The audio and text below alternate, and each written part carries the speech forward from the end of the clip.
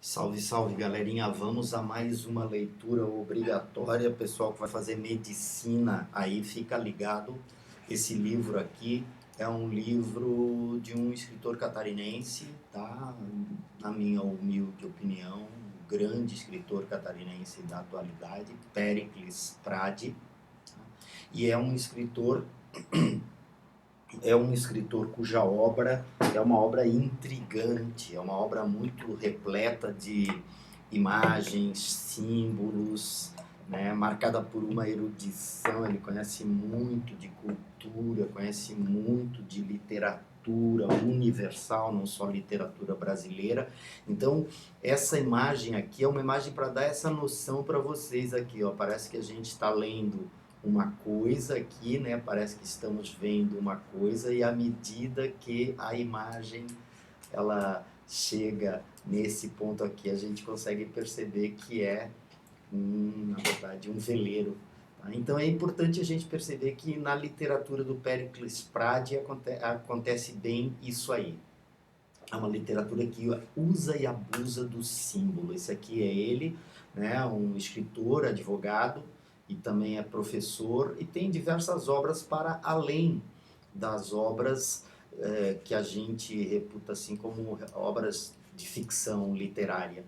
Eu chamo a atenção para vocês para o fato dele ser um conhecedor, né, de artes plásticas, porque esse detalhe aqui é um detalhe que aparece marcadamente em um dos contos que a gente vai estudar aí. Tá? Então, dada essa característica, gente, vocês não estranhem se vocês encontrarem lá na prova uma referência ao surrealismo, superrealismo. Tá? Esse surrealismo é uma das vanguardas artísticas europeias lá do princípio do século XX. Surgiu mais exatamente na década de 20, né, por volta de 1922, 23, começam a aparecer os surrealistas e eles defendiam a superioridade do sonho, que era um registro inconsciente, tá? Sobre a razão, sobre a racionalidade. Então, eles desenvolveram diversas técnicas, inclusive a escrita automática, para conseguir atingir o inconsciente.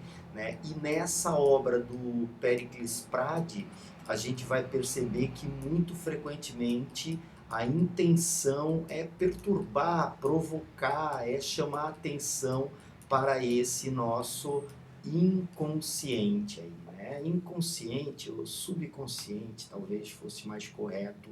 A gente também pode encontrar, tá, o inconsciente, a gente pode encontrar subconsciente, esse tipo de aspecto. E uma outra expressãozinha que também vocês podem encontrar nessa prova aqui é a ideia do relato onírico.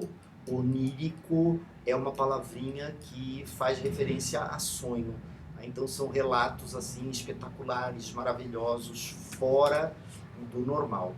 Ali nesse quadro, inclusive, do surrealismo aqui, a gente tem bem a ideia da passagem do tempo, né, com o relógio escorrendo, é a persistência da memória, essa obra aqui. Então o relógio ele escorre como o próprio tempo escorre.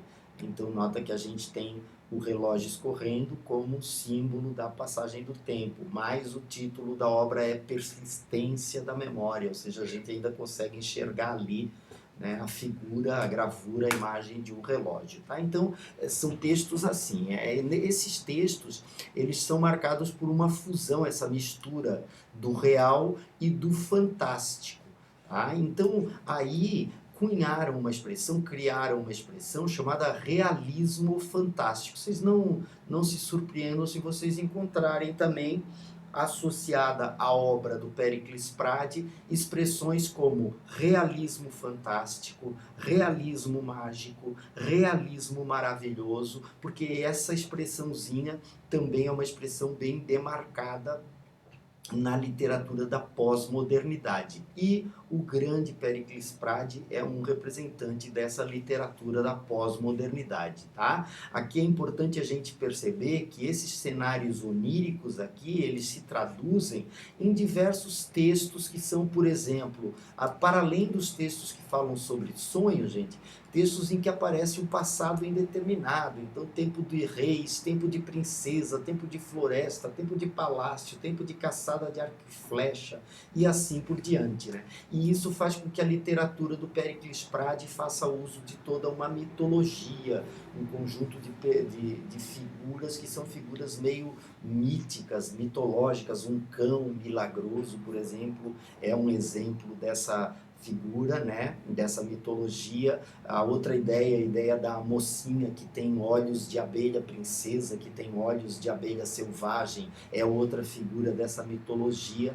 Ao lado disso, a gente vai perceber que é uma literatura que muito frequentemente ela faz uso de diversos sentidos diferenciados, né? Porque esses sentidos, eles às vezes têm significações, eles têm toda uma simbologia que acaba dando origem a uma interpretação bastante peculiar dos contos, tá? Na prova da CAF de 2020, foi dessa forma aqui que foram cobradas as questões sobre Péricles Prade, né? Era uma questão difícil, tá? Não era uma questão fácil. Mas aqui, por exemplo, a gente tem esse conto aqui, As Nove Cantoras Paralíticas. Então, olha só como é que a CAF considerou esse conto. As nove cantoras paralíticas que cantam incansavelmente sem cessar e não envelhecem, as personagens denunciam a busca mítica da juventude eterna. Tá certo, né? Inclusive, o cara que queria a juventude eterna, ele acabou também no final do conto, ele acabou virando uma das cantoras. Tá? Então, é interessante a gente perceber que, para além da narrativa ali, tem a ideia de uma interpretação, tá? Isso aí pode aparecer lá na provinha, mas tem que saber, nessa questãozinha, teria de se conhecer os enredos dos 15 contos. São 15 contos, tá? Vamos ver mais essa alternativa aqui, que também diz respeito a um conto de Péricles Prade. Além da referência explícita, o castigo pela masturbação, o conto O Pecado Original desenvolve-se dentro de uma simbologia sensual, o úmido, o líquido, o transbordar da cavidade, a caverna, a escuridão, a espada de peixe, etc. Tá? Perfeito, tá? E o terceiro tópico correto, alternativa 4, no conto A Simples Morte pelo Punhal, o escritor, humilhado pelo fracasso de não lograr a criação literária, sente irresistível tendência de matar um dos mais realizados concorrentes, o poeta Rilke. Correto, tá? Então eu imagino, pelo menos, né, que nessa próxima questão sobre o Péricles Prade, a gente não vai ter esses 3 contos. Acho difícil de uma lista de 15 contos eles repetirem os contos, tá? Mas ali é importante a gente saber, então, que é sempre fundamental essa questão, a mais difícil da prova, indubitavelmente, sem dúvida nenhuma, tá? Sem dúvida nenhuma, a questão mais difícil das 4 questões da prova da CAF do verão de 2020. Tá beleza? Como é que eu vou estudar um troço desse? Como é que eu vou estudar essas histórias? 15 histórias, tá? Bom, como são 15 contos, como são 15 narrativas, eu aconselho vocês a sempre se ligarem na figura do narrador, quem que é o narrador, primeira ou terceira pessoa, no protagonista só, gente, tá? No protagonista e também na sequência de ações que acontece no enredo.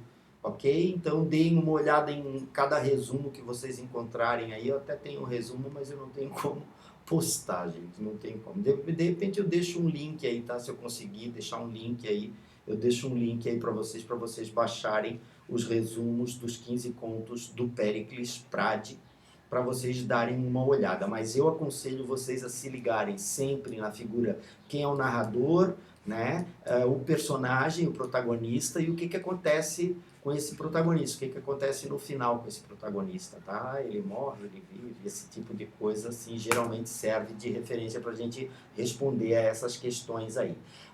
Um outro aspecto igualmente importante, que também pode aparecer, é que esses contos, eles são contos frequentemente associados a esse universo aqui, ó. O universo do apólogo, né? O apólogo é tipo uma historieta que passa uma moral da história, através de seres inanimados, animados, objetos ou animais. É parecido com a fábula. Tem uma diferença? Tem, tá? Mas ali, como o livro tem 15 narrativas, às vezes tem apólogos, às vezes tem fábulas e às vezes tem alegorias, certo? E aí o que é uma alegoria? Uma alegoria, por exemplo, às vezes eu uso, a gente vai ver aqui nesse conto, a gente tem uma alegoria, né? Por que uma alegoria? Porque ele conta a história da invasão da biblioteca de Alexandria, uma biblioteca que foi criada no Egito Antigo, século 3 a.C. Essa biblioteca ficou conhecida como a biblioteca mais completa do mundo, daquele universo ali. Era uma biblioteca completíssima. O pessoal valorizava muito o saber, valorizava muito a ciência. Tá? Não sei se lá tinha gente que achava que a Terra era chata, até podia ser, mas eles tinham uma desculpa, tá? O terraplanismo deles era desculpável. Mas nessa biblioteca de Alexandria, ela acaba sendo invadida por um animal, né? Ou seja, um animal que cheira as lombadas dos livros e reconhece o conteúdo dos livros. Lembra aquilo que eu falei para vocês, a ideia do uso dos sentidos, tá? Dos diversos sentidos, aí tem o sentido do olfato, claramente, né? Só que é um animal, e aí animal, a gente sabe, o animal não é racional, o conhecimento, o saber da Biblioteca de Alexandria acaba enlouquecendo esse animal, e aí a gente tem esse caráter, que é um caráter importante para a gente salientar, é que esse texto é um texto que trata de um animal, né, dentro de uma biblioteca, tá? Pode servir como uma alegoria, uma vez que não se sabe, se imagina que ela tenha queimado, tá? Mas ninguém tem certeza disso, tá certo? A Biblioteca de Alexandria não se sabe bem o que aconteceu com essa biblioteca. O que se sabe de verdade é que aí no texto nós temos um animal dentro de uma biblioteca farejando o conhecimento. E no final, esse animal com a cabeça ferida, ele estremece colorindo a paisagem no livro aberto. Tá? Então, o colorido, imagina-se, seja o colorido do sangue do animal sobre o livro, um dos livros abertos da Biblioteca de Alexandria. Então, esse animal ele pode simbolizar o quê? Ele pode até simbolizar a barbárie que invadiu a Biblioteca de Alexandria para destruí-la e teve a sua cabeça aberta pelo conhecimento. Ok? É uma alegoria, pode ser interpretada dessa forma. Então, aí a gente tem um exemplo de alegoria. Tá? E aí os contos são esses contos aqui. Então tem conto que lembra bastante a ideia de fábula, tá? Tem conto que lembra bastante a ideia de fábula. Eu até salientei aqui, chamei a atenção de vocês para esses contos que são contos mais caracterizados pelo aspecto da fábula ali, tá? Então, as 9 cantoras a gente já falou, mas o herói que salva a cidade dentro de um sapato, a filha do rei, Anja Ramara, olha nomes, né, gente? Sabe? É um conhecimento do Oriente, ele tem um conhecimento bastante significativo, assim, desse universo, tá? E tem texto também, que é grotesco, que é absurdo. Esse do pecado original, né? Imaginem um olho que sai viajando o mundo afora e depois se tranca dentro de uma caverna, né? Uma caverna escura. Ora, um olho, pessoal, o olho precisa de claridade, o olho é a visão, no sentido da visão. Tá? Então também é um conto meio que tem as raias, assim, atinge as raias do grotesco, do absurdo. A dentadura também não menos absurda, tá? Então, esses aqui são os 15 contos. Os Milagres do Cão Jerônimo também a gente vai conversar, mas eu queria chamar a atenção de vocês para alguns dos textos. Por exemplo, esse texto aqui no Hipódromo. Né? No Hipódromo tem um narrador em primeira pessoa. Esse narrador ele é encarado por uma mulher, né? Recebe um olhar guerreiro de uma mulher e passa a correr. Então, olha só, mas só que ele não corre lá na pista do hipódromo aqui, ó. Ele não está correndo na pista do hipódromo. Ele está correndo aqui, tá? Então, o cavalo corre lá e o ser humano corre aqui. Tá? Uma analogia, né? Um paralelismo interessante, tá? E a determinada altura ele esbarra em uma mulher, que a mulher está chicoteando um belo animal. Quer dizer, o que pode ser essa mulher chicoteando um belo animal? Sei lá, talvez, né? Uma mulher que explora o homem, alguma coisa do gênero, pode ser. Tá? O que é importante a gente perceber é que tem um dado momento, um cavalo levanta voo, e quando a gente chega ao final, um senhor retira da pasta negra um modelo de relatório. Olha, esse cara aqui, do jeito que ele fala, ele simboliza a ideia de autoridade. Tá? Porque ele, ao final da narrativa, ele diz: não autorizei a exibição, hoje haverá morte no meu exército de cavalos alados. Então, a ideia de autoridade cortando a liberdade do cavalo que quisesse voar. É assim que a gente tem de conseguir interpretar esses textos aí. A Dentadura é um texto em que aparece um personagem, que é um personagem, o dono da ditadura. Ele é um mero figurante, ele só aparece no final, mas ele é Pirandello, um autor teatral vinculado a esse teatro do absurdo, ao teatro do grotesco, um teatro marcado por situações irreais ou situações surreais, como queiram. Então é um personagem histórico no meio de uma narrativa de ficção do glorioso Péricles Prade. Tá? No conto A Dentadura, trata-se de uma dentadura, e essa dentadura que ao longo da noite, o sujeito que usa dentadura, vocês que são novinhos e novinhas não sabem, mas o cara que usa dentadura, de noite ele deixa a dentadura dentro de um copo d'água. E aí de manhã, quando vai acordar para tomar o café, ele bota a dentadura. O que acontece com a dentadura do senhor Pirandello? Ela começa a dar umas bandas de noite, ela sai do copo d'água e faz o reconhecimento da casa, mas aí chega num determinado momento, a casa é pequena.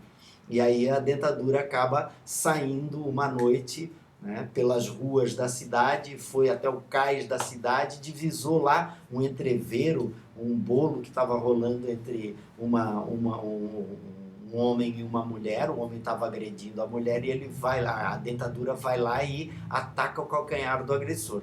Na manhã seguinte, o Pirandello acaba sendo preso, tá? Acusado provavelmente de uma agressão. Então é importante a gente perceber que esse tipo de narrativa é que povoa essa obra do glorioso Péricles Prade. Aqui a gente tem um outro conto também, que é um conto bem interessante. Eu tinha falado para vocês sobre artes plásticas, né? Esse conto aqui, ele trata de um quadro do Van Gogh. Tem um cara, que é um pintor, ou seja, um artista, obviamente não tão conhecido como o Van Gogh, né? E esse artista ele começa a visitar o museu e ele fica ao longo de 10 anos, gente, conversando com a personagem do quadro do Van Gogh, tá? Ele fica ao longo de 10 anos conversando com essa personagem aqui do quadro do Van Gogh. Esse é o quadro que o sujeito tem lá no museu e ele começa a conversar com essa personagem.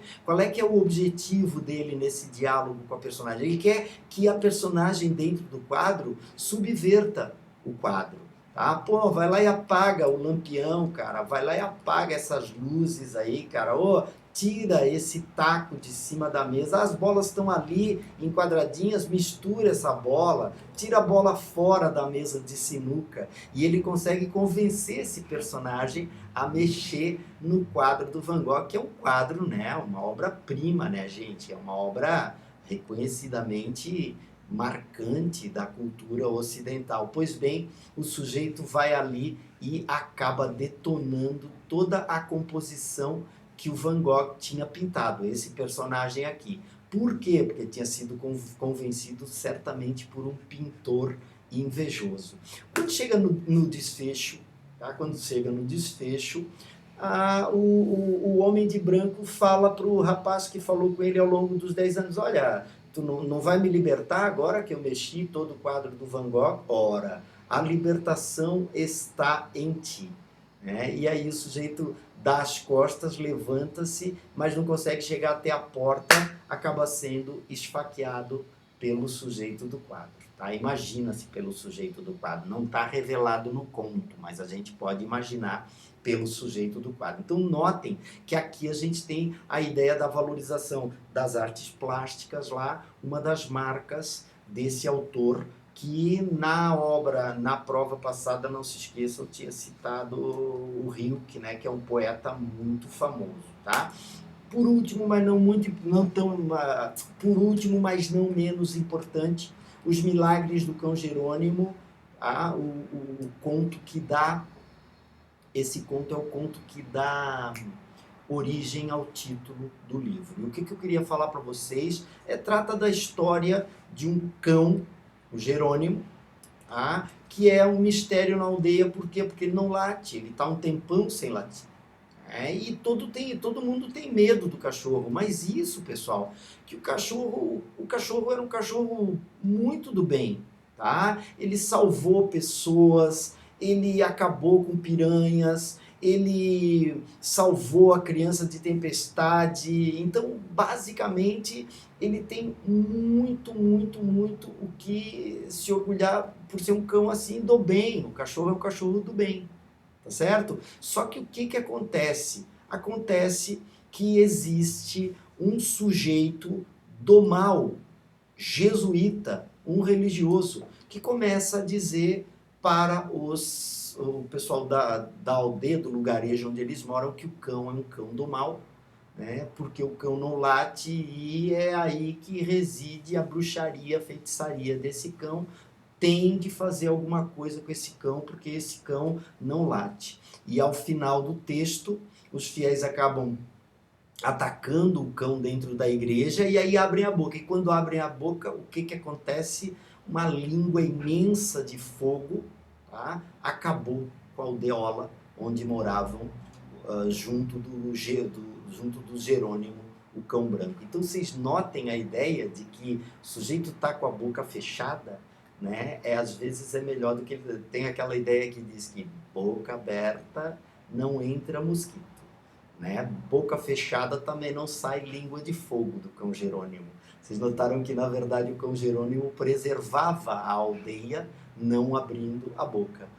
A moral da história, os caras foram lá e abriram a boca do cão Jerônimo na marra, sumiu uma aldeia a menos para a nossa história. Como eu disse para vocês, é importante a gente perceber nesse conjunto de obras aí a dinâmica daqueles elementos da narrativa. Esse conto, Os Milagres do Cão Jerônimo, é uma narrativa em primeira pessoa. Esse narrador é um narrador testemunha, ele não interage com o cão, ele não chega, né? E aparecem personagens como personagens que são personagens assim. A gente tem o Jerônimo, que é o protagonista, né? A gente tem Vanja, que é uma figurante. A gente tem o Sandor, né? Que é o antagonista, né? Sandor, tá? É o antagonista, é ele o responsável pela perda da paz naquela aldeia, tá? É o responsável, tá? Então é importante a gente perceber esse conjunto de aspectos aí e a gente anotar, principalmente o protagonista, tá? Nos casos que tiver um antagonista também cabe, né? Mas é importante também a gente realçar que vocês têm de ir para a prova sabendo o desfecho dessas histórias, tá? Saber o desfecho dessas histórias costuma ajudá-los muito na hora de resolver as questões. Vamos torcer para não ser uma questão tão complexa como foi a questão da prova de 2020. Tá certo, povo? Um abraço para vocês, boa prova aí e até mais.